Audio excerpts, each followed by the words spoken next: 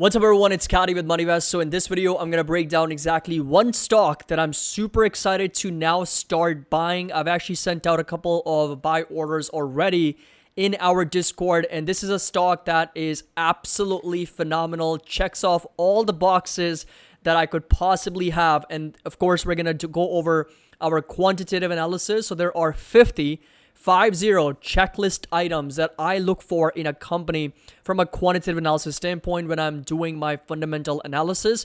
And that's exactly what we are going to discuss in this video. And I'll break down the technical analysis in this video as well. So as always, if you enjoy it, find it helpful, make sure that you drop a like. Don't forget to subscribe to the channel. And my goal with these stock analysis videos moving forward is for you to know everything. And when I say everything, literally everything about the company from a qualitative analysis standpoint and from a quantitative analysis standpoint. I'm going to make it my mission to provide you guys with these best stock analysis on YouTube, on anywhere you will find. So we will literally go over every single detail in as quickly as possible, so it's going to save you time, and we're going to do all the legwork. I'm going to do all the hard work to provide you with the most concise stock analysis and research reports on the markets and of course individual stocks. So all I ask in return is that you drop a like and of course subscribe to the channel. Link to our Discord and Patreon is going to be down below. The first week of the month is the best time to join, and we'll love to have you on board. So the company that we are talking about today that I'm actually buying now is going to be ASML. Okay, ASML is a stock, which by the way, we'll come back to this here, but ASML, of course, is a semiconductor company out of the Netherlands, and it provides lithography equipment for semiconductor production, right? It's a very, very important electric UVs lithography equipment. It's needed in order to create chips. Without these equipment, TSMC, Samsung, they can't produce chips. It's a very, very integral part of the entire semiconductor ecosystem. I've done a couple videos on this stock already. But there's only one company in the world that makes extreme ultraviolet EUV lithography machines, which are the most advanced type of lithography equipment and are required to make the most advanced computer chips used in the world today. ASML is that company. It's a multinational corporation that specializes in developing and manufacturing lithography machines which are used to produce computer chips. ASML's lithography machines are used by chip makers such as Intel, Samsung, and TSMC to produce the chips that power smartphones, laptops, data centers, and other electronic devices as well. So without them, pretty much the entire semiconductor ecosystem comes to a halt. So it is a very, very important part of the entire ecosystem. Now, there are competitors like Canon, Nikon, we got Applied Materials, Lam Research, KLA, that's Clark Corporation. However, ASML is the only company in the world that makes the extreme ultraviolet EUV lithography machines, which are the most advanced type of equipment out there that they obviously sell to their top customers, which are TSMC, Samsung, and Intel as well. Now, going over to some of the market stats here. So $98 billion is estimated to be the total addressable market for lithography equipment, and it's expected to grow to $158 billion by 2026. The company obviously has a pretty significant dominance in this market, very, very significant amount of market share in this particular sector. And valuation, we're going to come back to this, but let's just dive right into our quantitative analysis, right? And what I've done is that I've actually created this spreadsheet for us to basically track down every single metric that I look for in a company on the MoneyVest channel. We look for these things specifically to better understand how well or how poorly the company is doing. So what you have here is that I've broken it down into 5 different categories: growth, profitability, financial health, efficiency, and valuation. These are the 5 categories. And every single category obviously has its specifics that we're looking for in terms of metrics and quantitative analysis and numbers. So what this tells you is growth and profitability right here. This is the one table. This is the financial health. And this right here is efficiency and valuation. Okay. And when you look at growth and profitability, you'll notice things like revenue, margins, operating cash flow, free cash flow, capital expenditures, shares outstanding, things like that. Financial health obviously is going to be all about the balance sheet and how equipped the company is in terms of its balance sheet, of course, cash and debt. And efficiency and valuation is how well the capital is being utilized and assets are being utilized, and what's the current pricing, the valuation for the company itself. So it gives you an overview of everything. And what it does is that it helps us keep track using a checkmark checklist system where we're kind of checking boxes to better understand that, okay, the company meets this criteria or it doesn't meet that criteria, so we need further analysis in this particular section. So to give you an example, revenue, has gone from 7.2 billion to 26.6 billion. That's a compounded annual growth rate of about 15%, right? So that's a very, very nice growth rate here for the company. So we can check that box, and that's good to go. Market cap has also grown tremendously by over 21% in the last 9 years, and that's also good to go. Gross profit has grown by 16.6%.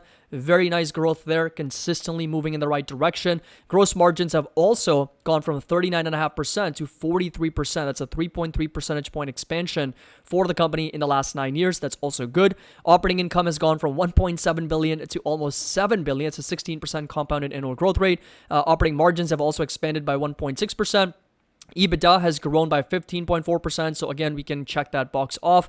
And this right here is going to be EBITDA margins, which are slightly down, like 37 basis points. I'm not going to hold this against ASML because that's a very, very small EBITDA margin compression. So we're going to still give this as a good. Net income has grown by 15.5%. And again, net margins are slightly down by 0.18%. That doesn't really make much difference. So we're going to give that as a good. Operating cash flow up by 19% to over $9 billion. That's also good.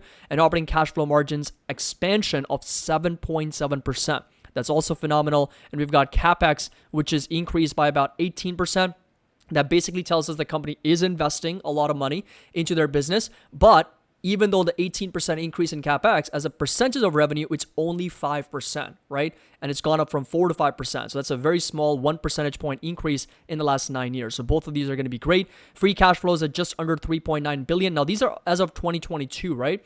A trailing 12 month, it's even higher. So that's a 19%, almost 20% growth in free cash flow. And free cash flow margins have also expanded by over 4 percentage points. And earnings per share have increased from $3.79 to $15. And that's a 16% compounded annual growth rate, with shares outstanding that have gone down by almost 1%. So this is one company that literally checks all the boxes. This is not an overstatement here when it comes to growth and profitability. If you come over to the financial health, now I've already done this, so that we can save time and I don't have to go every single detail, but I will point out a few things. Number one, current assets have grown by 11.2%. Current liabilities have gone up by 19%, meaning current liabilities have grown faster than current assets in the last 9 years.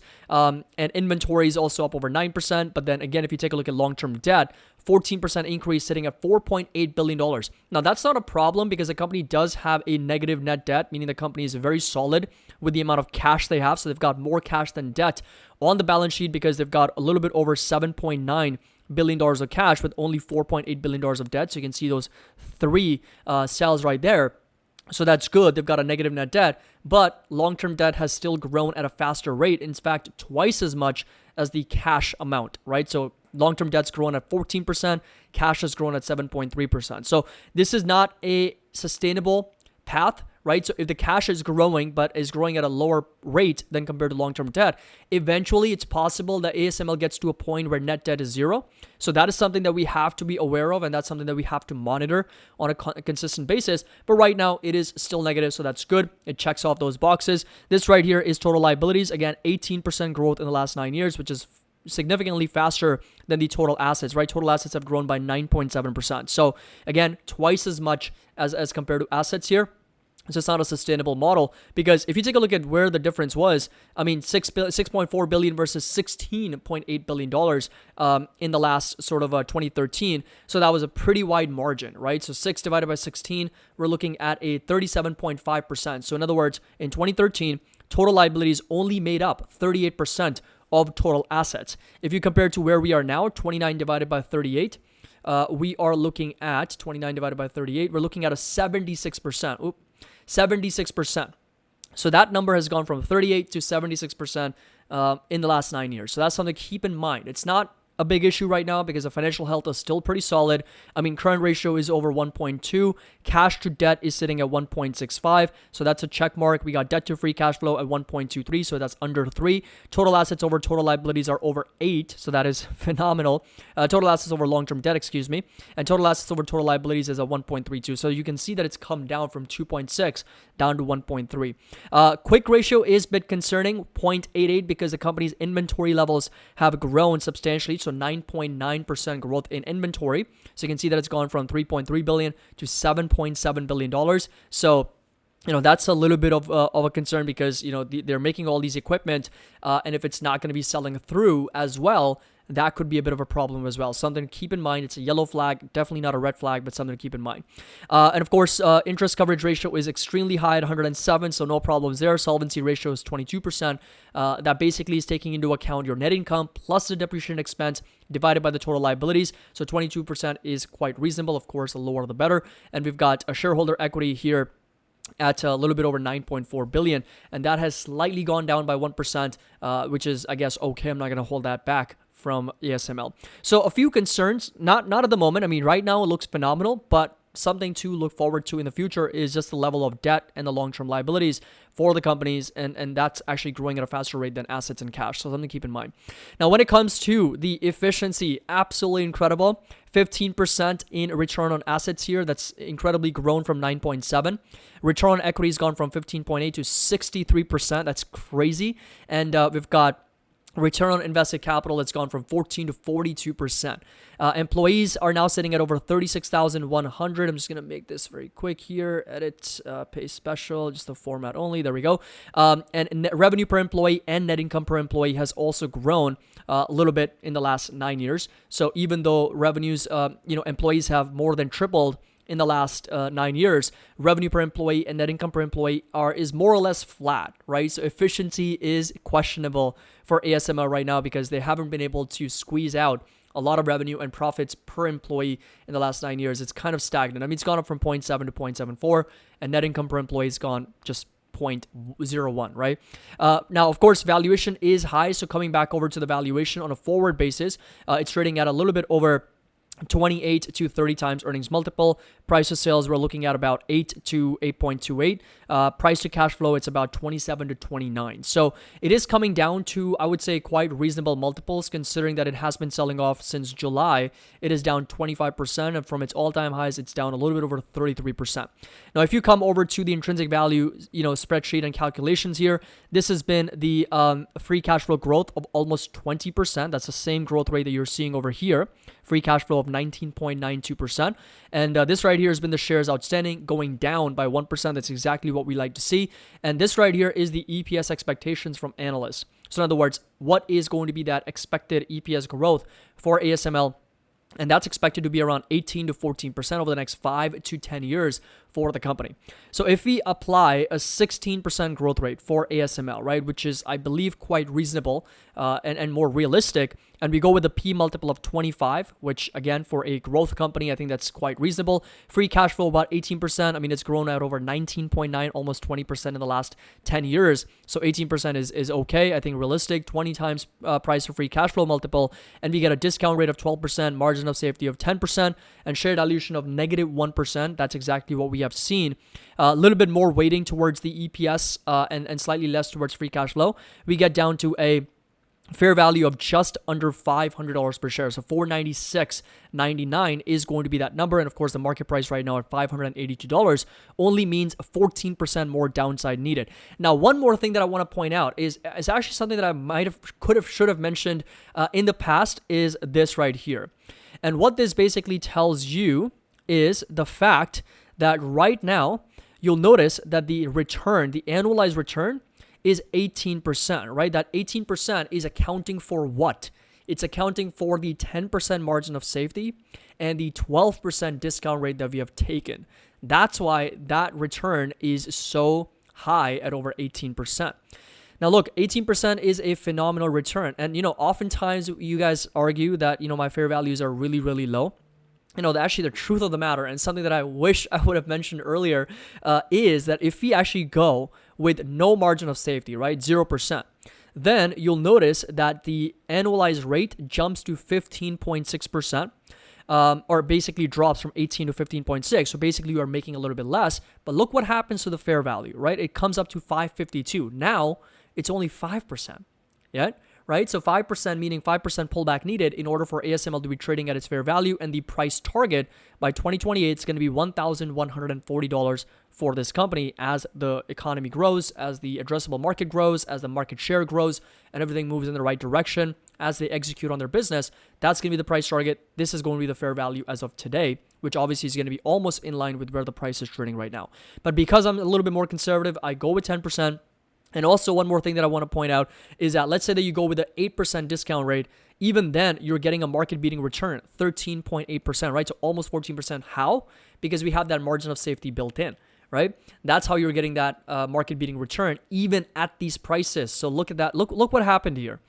Let me just bring that up once again. And this right here is what the final analysis kind of looks like with an 8% discount rate. So I want to be very clear. We're using an 8% discount rate here for the market. And even then, we get a 14% annualized rate of return because we've got a 10% margin of safety built in. So that's already discounting the value even further. And we get a fair value of $596 with a market price of $582 and a 2.5% undervalued, right? ASML would be argued that it's undervalued at these prices. So that's something that I want you guys to always remember is that, of course, these two inputs can change the fair value dramatically. But because, and I'm a little bit more conservative, sub 500 is what I'm really paying attention to. I would love to dollar cost average at those prices and buy more heavily. But even at these levels, as I pointed out before, even at these levels, 580s and 590s and, in the 500s, in my opinion, at least, given how it checks off most of the boxes, given how solid trajectory it's on, ASML makes a lot of sense. So $527 is going to be that next support level to watch. And of course, a 356 sub 400 would just be chef's kiss. I think that would be phenomenal pricing for ASML. And right now we are, of course, getting rejected at this resistance at $771 per share for this company. So hope you guys enjoyed this video. Let me know your thoughts down in the comment section below for ASML. And don't forget, links to our Discord and Patreon is going to be down below. We'd love to have you on board as a MoneyVest member. And don't forget the fundamental analysis course also is 50% off, and you get access to the spreadsheets that I'm just going over in this video. And the coupon code is going to be Excel. It's going to be valid for a limited time. Link's going to be down below. As always, happy investing. I'll see you all in the next video.